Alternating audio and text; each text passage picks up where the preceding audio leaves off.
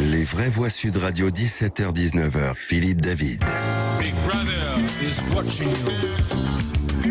Ah, vous vous rappelez cette fameuse affiche Big Brother is watching you. Ironie de l'histoire, on apprend concomitamment aujourd'hui l'arrivée du nouveau carnet de santé, baptisé Mon Espace Santé, et l'apparition sur les nouvelles cartes d'électeurs d'un QR code, après que nous soyons tous devenus quelque part esclaves de nos QR codes pour simplement boire un café dans un bar. Avec nous, Emmanuel Jaffelin, philosophe, écrivain, auteur de Célébration du bonheur, publié chez Michel Lafon. Bonsoir Emmanuel Jaffelin. Bonsoir Philippe, enchanté d'être dans une radio chaleureuse par cette grisaille qui nous opprime. Alors justement, est-ce que ça vous fait peur, toute cette numérisation? On doit sortir un pass, puis les QR codes, on ne sait pas ce qu'il y a dedans. Est-ce que vous, le philosophe, ça vous fait peur? Alors, la peur, c'est face au danger. Je considère pas que ce soit un danger. C'est pire que ça, c'est une menace humaine trop humaine. Et la vraie question, c'est de savoir si on devient des codards ou des connards. Peut-être d'ailleurs que c'est synonyme. Hein. Peut-être qu'il y a plus de mots aussi opposés. Luc-Éric Krief. Ah mais je trouve qu'il va fort, que codard, connard, effectivement c'est fort. Je pense que c'est vrai d'abord il y a une méconnaissance de la portée des QR codes, c'est la première chose, on ne sait pas trop ce qu'il y a à l'intérieur. Et le deuxième aspect, ça va être demain un suivi permanent de notre vie. C'est-à-dire qu'on va être identifié presque si on avait une puce sous la peau, quoi. Oui, mais sur la carte électorale, il n'y a que 6 critères. Hein. C'est le nom de l'électeur, le prénom, l'adresse du domicile, la date de naissance de l'électeur, son numéro national d'électeur et le lieu du bureau de vote. A priori, oui, pour l'instant, je suis d'accord. Oui, mais est-ce qu'on peut vérifier? Moi, je sais pas. Je sais pas lire un QR code. J'ai pas d'application pour lire un QR code. Qu'il pourrait pas y avoir des dérives. Pourquoi pas mettre d'autres informations? Bien sûr. Lydia Guiraud, ça vous fait peur, cette société où on est QR codisé en permanence? Bon, c'est pas une société vers laquelle j'ai envie de tendre, mais malheureusement j'ai l'impression qu'on ira vers ce type de société parce que la technologie nous y emmène et on pourra pas empêcher cette évolution. De toute façon, on est déjà suivi en permanence avec nos téléphones portables, avec les applications. Quand vous surfez sur Internet, on sait exactement et on peut voir où vous avez été et comment vous avez été. Il y a des études qui sont faites notamment par les boîtes de communication, j'y avais travaillé et on peut savoir quel est votre profil de consommateur, etc. Donc on est déjà dans une société de surveillance et en fonction de votre fréquentation de certains sites, de vos recherches, on vous suggérera un certain type de publicité. Et ce que vous allez avoir, Philippe David, ne sera pas la même chose que ce que j'aurai comme suggestion de publicité ou d'émission. On sait que vous... Bon, écoutez, on va pas aller sur ce terrain-là, il y a quand même des dossiers qui sont un petit peu... Où vont les tiroirs? Non, moi je voulais juste réagir par rapport à Lydia et par rapport au propos, c'est Emmanuel. Hein. Oui, gagné. Dans le premier cas de Lydia, on peut avoir le choix d'être suivi ou pas. C'est-à-dire qu'on coche une case nous autorisant effectivement à partager les données. Dans le cas du QR code, on subit, on est totalement passif. Donc on passe d'un stade où on est actif à un stade où on devient passif. Et moi ce qui m'inquiète, c'est cette passivité que l'on met en place dans la société de plus en plus. Je suis d'accord. Jaffelin, on n'est plus actif, on est passif, on nous donne tout, des QR codes, des codes barres, ceci, cela, et on devient des... Et donc quand on est passif, si on reprend Spinoza que tu aimes bien, on est dans la tristesse, on est dans la baisse de notre pouvoir d'agir. Je dirais qu'on est dans une société décadente parce que décodante et déconnante. Françoise Coel. Ouais, c'est George Orwell, hein, c'est 1984. Moi, ça me fait peur. Non, tout c'est le temps. 2022 maintenant. Eh oui, mais malheureusement, c'était extrêmement avant-gardiste et visionnaire. Moi, ça m'inquiète beaucoup. Je pense que, en fait, en plus, on ne sait même plus qui est habilité à contrôler qui, puisque maintenant les cafetiers regardent notre QR code. T'organises un événement, t'organises un dîner chez toi, t'es habilité à demander les QR codes à tes amis. Enfin, c'est très bientôt étonnant. Pour la copulation, il faudra regarder le QR code. Bah oui, surtout le cul, mais l'air aussi. On ne pourra même plus avoir des relations extra-conjugales en toute liberté, ce qui serait quand même un comble. Et je ne sais pas, je ne fréquente pas ce type de site. Je sais que tu fréquentes beaucoup les Tinder, on te voit toujours cliquer. Je vous dis, c'est avec Jamel et le Standard qu'on s'envoie des messages. Voilà, Jamel qui m'envoie ou qui met dans le casque pub 30 secondes, etc. Ok, je pense que la guerre est déclarée là. Oh non, c'est que... Emmanuel, c'est vrai qu'aujourd'hui, vous allez dans un bar, moi je me suis... L'autre fois, j'allais dans un restaurant que je connais bien. Je dis, qu'est-ce que tu vois quand tu as mon QR code? Et il me montre, il y a même mon nom qui s'affiche, etc.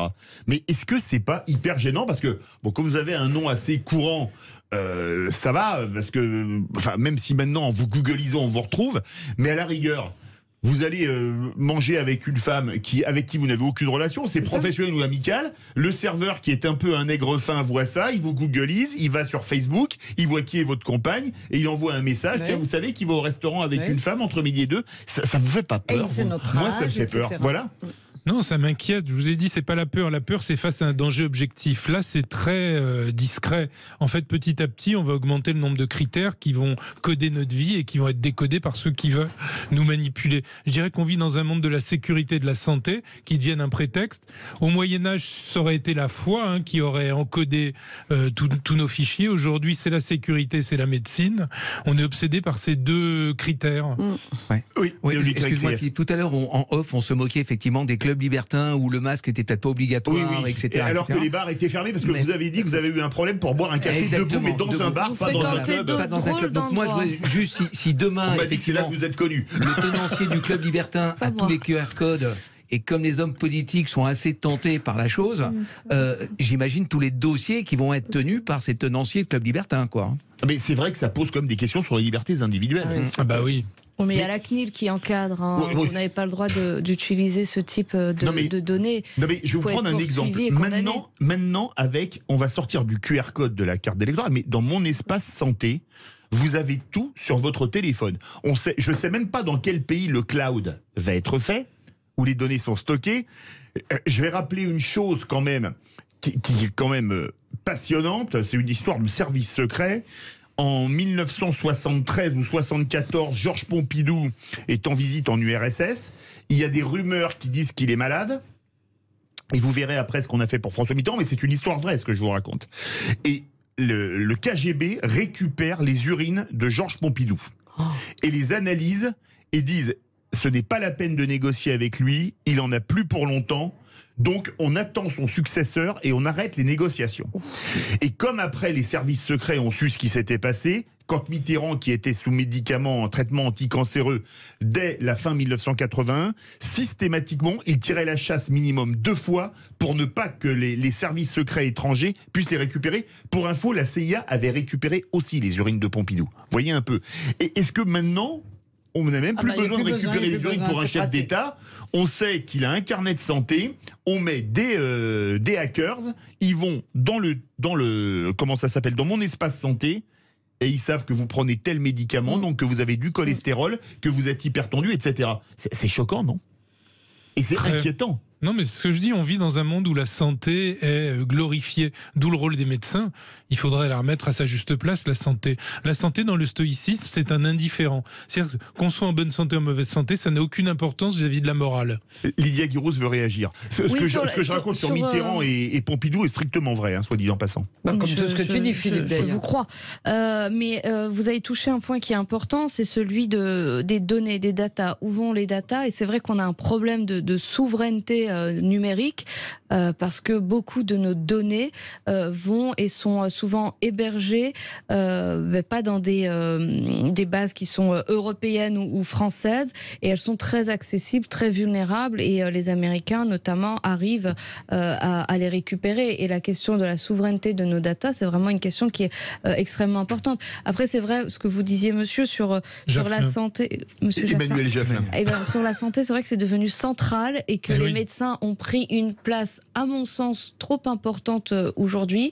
On a l'impression que c'est d'ailleurs notamment lors du début de la crise sanitaire, on avait l'impression que c'était eux qui avaient pris le pouvoir, y compris démocratique. Et moi, je m'étais fendue d'une tribune dans le JDD en disant ça suffit, ceux qui ont la légitimité, le pouvoir politique de décider, ce sont ceux qui ont été élus, et notamment donc le gouvernement, le président de la République. Ce ne sont pas les médecins qui ont eu tendance à considérer que c'était en fonction de leur vision et de leur analyse qui diffèrent aussi l'un de l'autre parfois, que c'était eux qui devaient gérer la politique française. Et là, il y a eu un vrai sujet. Et c'est vrai qu'ils devraient aujourd'hui seulement éclairer, mais ne pas considérer que c'est à eux de prendre les décisions. On est passé de la démocratie à la médicocratie, Emmanuel Jafflin. Ah oui, complètement. Alors je ne sais pas si c'est un néologisme, c'est peut-être pas bon étymologiquement. Ah oui, la thanatocratie. Oui, non, je voudrais juste quand même revenir.